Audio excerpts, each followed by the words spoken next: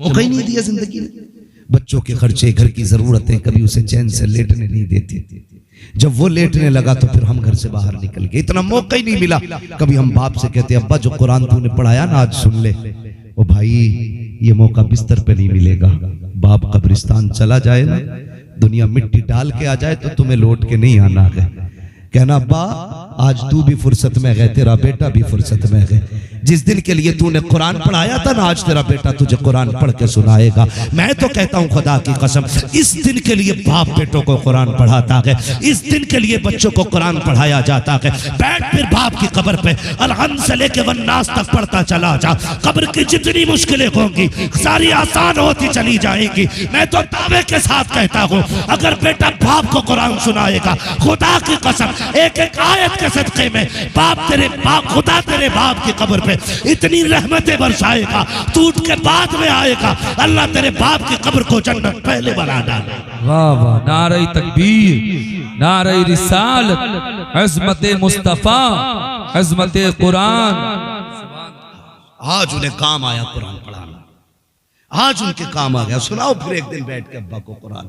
अब्बा सुनो ना, बहुत दिन हो गए तुम्हें कुरान सुनाने आया हूं, तुम्हें कुरान सुनाने आया हूं। जब पढ़ोगे खुदा की कसम खुदा की रहमत नाजिल होगी, खुदा की रहमत नाजिल होगी। इसलिए मैं कहता हूं कम से कम एक बेटे को कुरान दे दो और फिर सारे बाकी के भाई के चल भाई कोई मसला नहीं है, तू कमा या ना कमा, तू हमारे लिए बख्शिश का सामान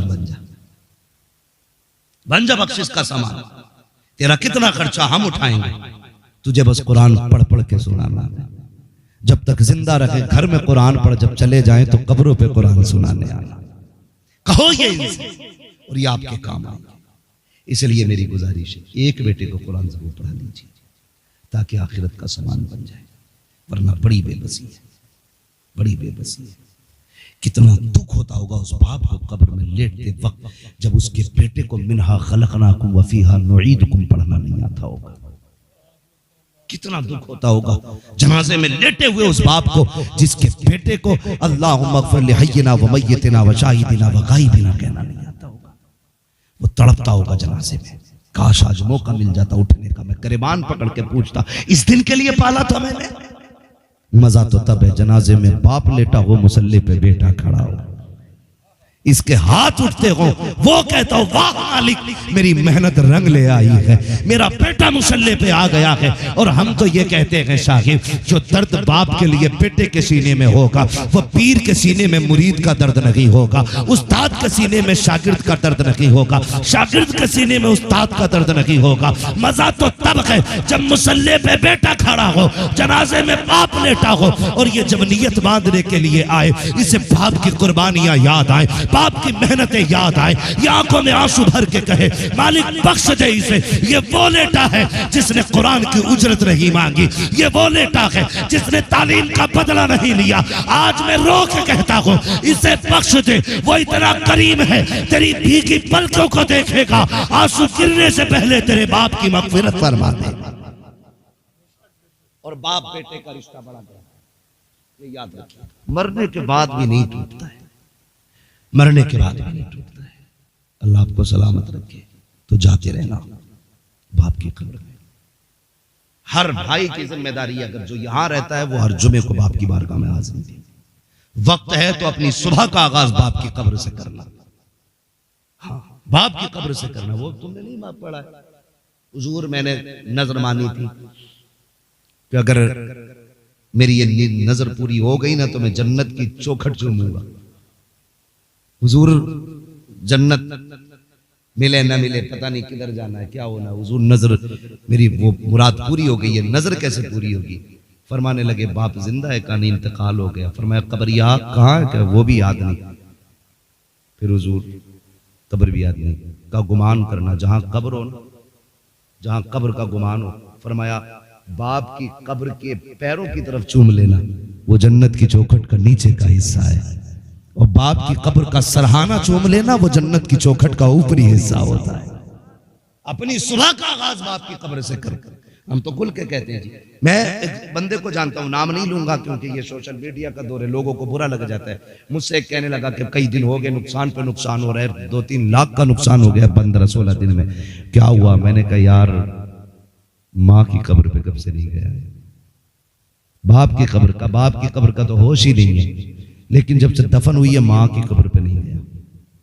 मैंने कहा फिर तावीज और वजीफा ना पूछ, जा हर जुमेरात को माँ की कब्र पे जाया कर। मुझसे कहने की बजाय ना उनसे जाके कहना अम्मा दुआ कर नुकसान हो रहा है, और उन्हें राजी करने का तरीका यह है हर 8वें दिन कुरान खानी करा। वो 2 मरतबा माँ की कब्र पे गया, तीसरे हफ्ते में मुलाकात हुई, कहने लगे यार बड़ा अच्छा मशवरा दिया, खुदा का शुक्र है जब से जाना शुरू किया अल्लाह ने बरकतें अता फरमा दी, बरकतें अता फरमा दी।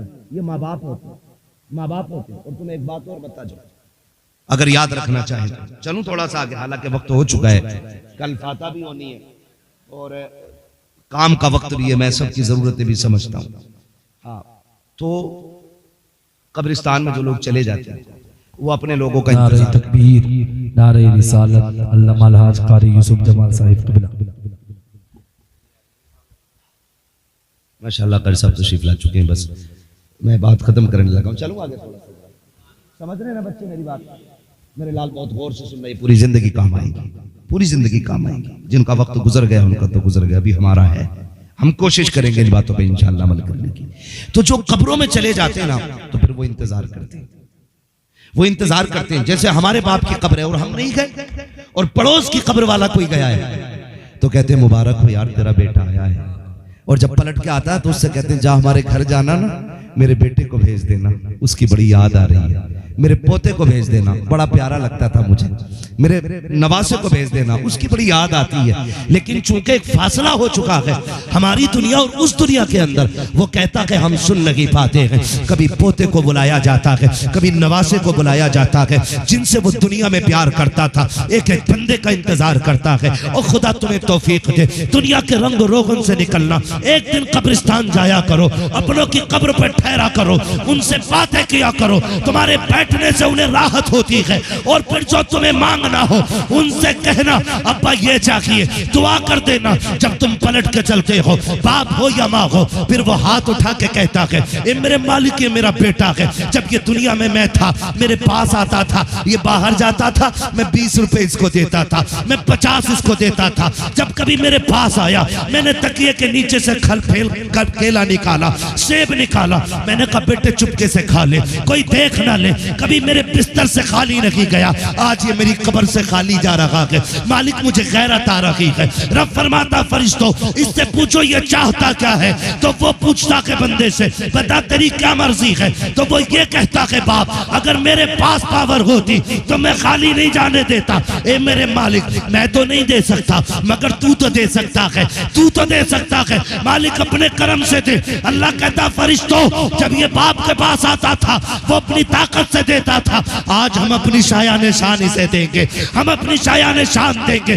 फरिश्ते कहते मालिक क्या देना चाहता है? रब फरमाता इसका नाम अमाल निकाला जाए, नाम अमाल निकाला जाता है। रब पूछता बताओ इसका नाम कौन सी जमात में है? फरिश्ते कहते हैं ये जहन्नमी है। फरमाया जाता इसे जन्नती लिख दिया जाए। फिर पूछा जाता है बताओ इसकी नेकियां कितनी है, गुनाह कितने हैं? मालिक गुनाह ज्यादा है। हुक्म होता है इसके सारे गुनाहों को नेकियों में बदल दिया जाए। फिर पूछा जाता है बताओ तो सही ये जन्नती है कि जहन्नमी? का दफ्तर तो ये कह रहा है कि ये जहन्नमी है। हुक्म होता है इसे जन्नती लिख दिया जाए। पूछा जाता है ये हमारे दोस्तों में है कि दुश्मनों में? फिर आवाज आती है ए मेरे मालिक ये तेरे दुश्मनों में है। हुक्म होता है हमारे दोस्तों में नाम डाल दो। फरिश्ते कहते मालिक आज ही आया है, इतने इनामात दिए जा रहे हैं, कितना देगा?